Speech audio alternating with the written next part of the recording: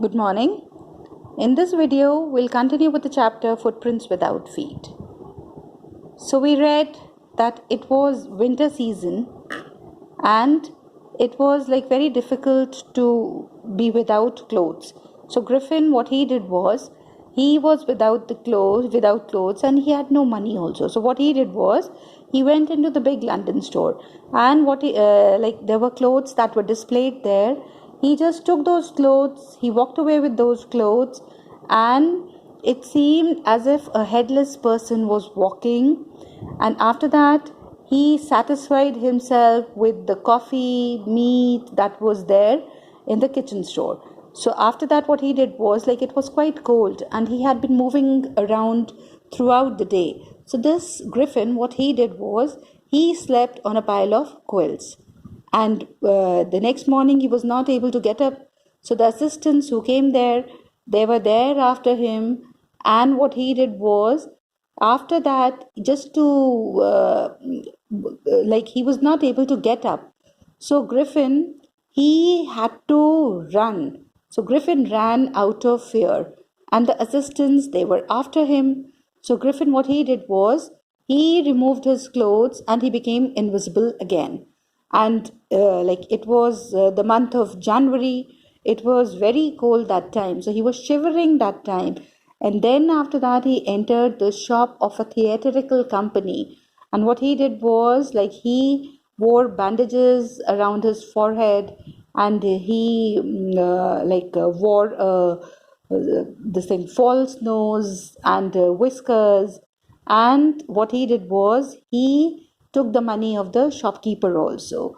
And then now we'll read and see what happens now. Eager to get away from crowded London, he took a train to the village of Iping, where he booked 2 rooms at the local inn.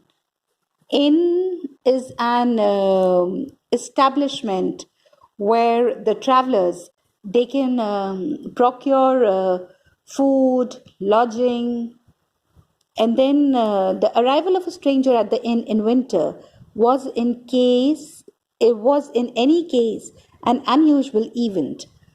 A stranger of such uncommon appearance set the tongues wagging. Mrs. Hall, the landlord's wife, made every effort to be friendly, but Griffin had no desire to talk and told her, "My reason for coming to Iping is a desire for solitude. Solitude is loneliness. I do not wish to be disturbed, uh, to be disturbed in my work. Besides, an accident has affected my face." So now in this, what is given here is, in this, it is given that what he decided was, he decided to run away, and he wanted to go to a place where there were very few people. Like, London was quite crowded. So what he did was, like, he wanted to go away from there, and at Iping, he booked 2 rooms for himself at the inn. And then what he did was, when he arrived there, so that time it was the winter season. So the people, like, it was quite strange that time, because it was an unusual event, because nobody visited that place during the winter season, and it was Griffin who visited that place during the winter season. So it was quite unusual. And after seeing the stranger, so he had a very uncommon appearance. So people, what they did was, they started talking about him. And Mrs. Hall, who was the landlord's wife, she wanted to be friendly with the stranger. She wanted to be friendly with Griffin. But Griffin, he did not want to talk to anyone. He did not want to be disturbed at all. So what he did was, like, he was there for peace and quietness.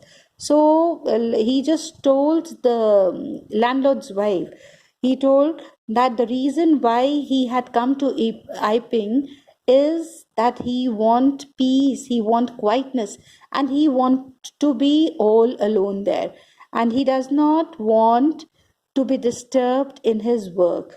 And then after that, he says that his face had been affected, and it was like he met with an accident. And just because of that, his face has been affected. Although he was just putting all those bandages and all, because he slipped into that theatrical company, then and the stocks were lying there. So he just wanted to not to reveal his identity. So what he did was he was putting all the bandages. Satisfied that her guest was an eccentric scientist. Eccentric is slightly strange, unconventional. So satisfied that her guest was an eccentric scientist, and in view of the fact that he had paid her in advance, Mrs. Hall was prepared to excuse his strange habits and irritable temper. But the stolen money did not last long, and presently Griffin had to admit that he had no more ready cash. He pretended, however, that he was expecting the check to arrive at any moment.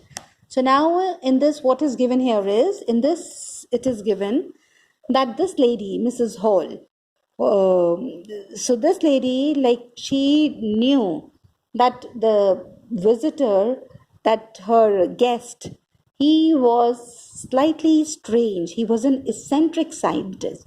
So, but she did not mind all that because she had got the rent in advance. She had got the payment in advance. So he had paid for that in. He had booked 2 rooms and he had paid for those rooms in advance. So, like, she did not mind him being eccentric. And what she did was, like, she was then after that, he was quite strange. So this lady, what she did was, she did excuse him for his strange habits. And then after that, what happens is, the money that he had stolen the money from the shopkeeper. Then what happened is, like, that money was now it was not sufficient. So what he did was, so he this person, he had no ready cash available to further pay at the inn. So he was just pretending that he was waiting for a check and it could arrive any moment.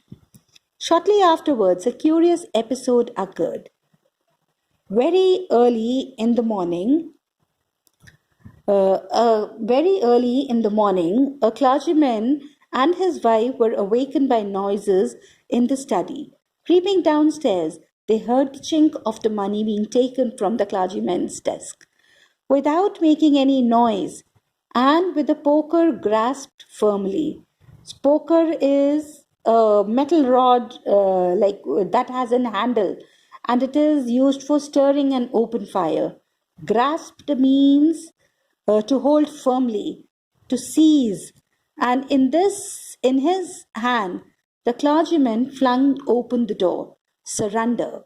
So now in this, what is given here is, so now, this person, he did not have any money and he was just pretending that he was awaiting for a check and that could arrive any moment. So after this, what happens is, early in the morning, it was the clergyman who could hear some strange sounds.